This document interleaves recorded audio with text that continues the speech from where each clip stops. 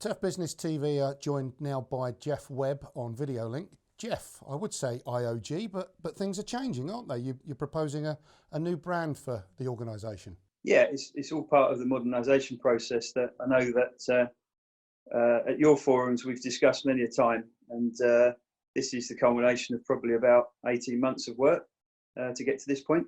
So it's a suggestion or a proposal at this stage. I think you have to get it confirmed. What's the process? So the process is we've launched the name publicly today to our membership. The members can then vote on the name change, and we're taking that to an EGM up at Edgbaston County Cricket Ground on the 2nd of April, and that will be at 12 p.m.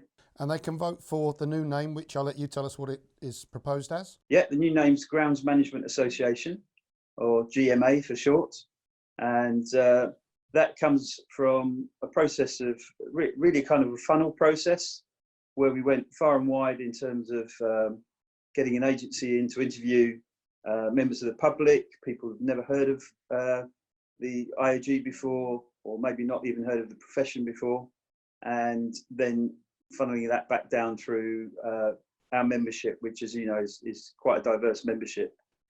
We then formed workshops and work groups to look at various connotations with different names being thrown up, or even individual words being played around with.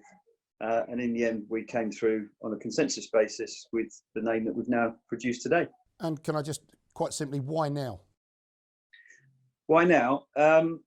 Well, we're linking what we're doing to the research that we presented at Saltex last year. I've got a copy of that. I don't know whether you're going to see it on the screen, but it's this, which is groundsmanship sports vital profession is what we called it. And as you can see there, it says on the tin, time is running out. Importantly, we've got to look at new ways to encourage new entrants into the profession. We found that our name had connotations with even the word institute, for example. Some of the feedback we got that related to that word being sort of a Victorian, almost asylum type word in one sense, even though you could take it in another sense as highly academic and educational. The word association is an interesting one because it forms more a feeling of community as well. And then we wanted to put a strap line in because we did play around with whether we should have the word sport in the title or not. But we eventually came up with the strap line, making sport possible, which we think is so relevant in today's marketplace. Without groundsmanship, sport simply wouldn't happen. So we are trying to embellish all the work and all the opportunity that a career in this sector offers, and also offer it in a more bright, fresh way. And we think the logo, which is inspired by line markings actually across the community of sport, brings all that together. So that's why the icon is as it is. There is a nod to the past with the colour of that being what we had with the lozenge before. And also, probably not many people will realise this, but the Institute of Groundsmanship was actually only formed in 1969. That was the year man landed on the moon, so we haven't really changed much since then. And previously we were the National Association of Groundsmen. So almost by coincidence, we've arrived back at where we were in 1934 to 1969.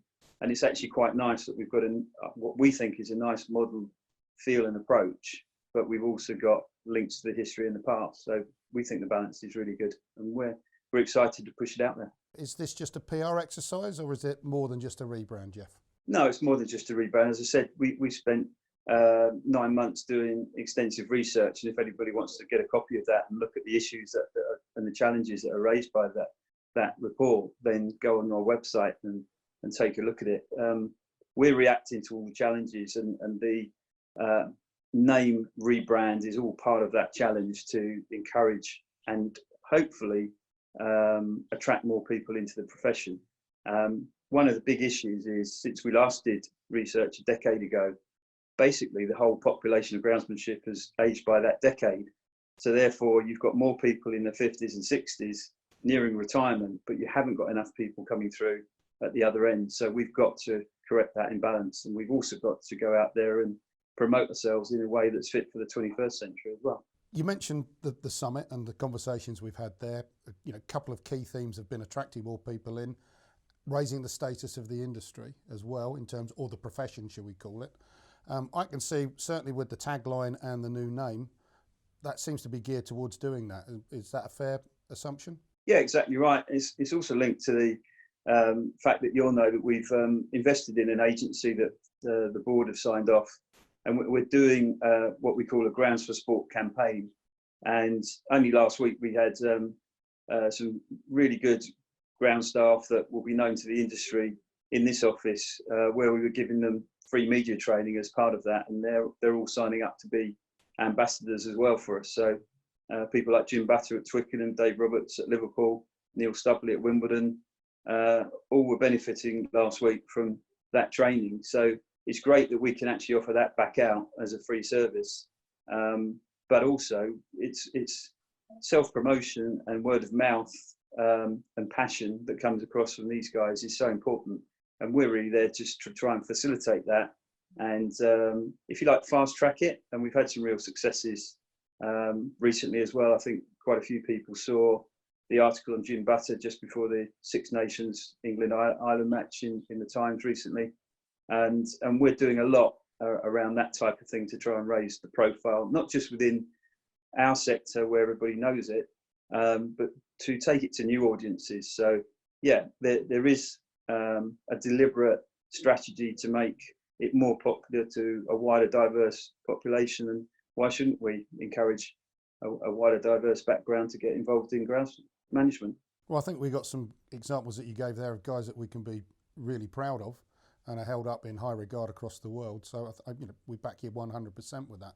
Just now touching on the timescale of the rename, the rebrand, if, and we assume it's going to get rubber stamped at your meeting at Edgbaston, when does things take effect? Immediately, or is it going to be a gradual rollout? I think you'll see immediate in many guises. We're working on new web page at the moment, but we're obviously going to look at how we recreate the web page for us, because we're also doing a lot of other important work, as you know, especially with Jason and his team working on the Grounds and Natural Turf Improvement Programme. There's some exciting developments that we know are coming through that. So we're going to actually use this as an opportunity, if you like, to draw a line in the sand and evolve into a new website with what we hope will be a lot better information that joins up a lot of pieces of the jigsaw that maybe are missing at the moment.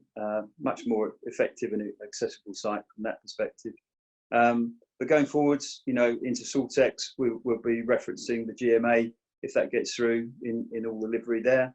And it will be a transition, obviously, as we have to go through the process first of getting member support. But we would like to do it as rapidly as possible. Well, from what we're seeing on social media today, it seems like it's being received very positively. Lots of thumbs up, lots of likes, lots of chatter. I don't suppose you anticipate any issues getting this through from the meeting? Well, I think, I've been around long enough to be involved in quite a few issues. So I never count my chickens until they're hatched. But we believe in it. We firmly believe everybody else should get behind this. And we do understand that some people like what they've always had, and everybody's entitled to opinion. But this has been through a proper process. The board have completely backed it, and we've got a diverse board as well, which I think is really important to register that point. And we've kind of already been on that journey by being in the workshop. So we've kind of had privileged advanced sort of insight into reactions. And we've had different names thrown around that we all felt would be the right one. But in the end, we've got to this by consensus. And I think that's the right and proper approach to this. So we've done our market research, we've done the testing. We think it's going to add value. And importantly, we also think it's going to bring investment into the industry. Whether you're a supplier of product machinery or you're actually just trying to get, maybe a better salary. These are all moves that we're making to enhance those prospects and underpin the great work that goes on in this industry. So just hope everybody gets behind us.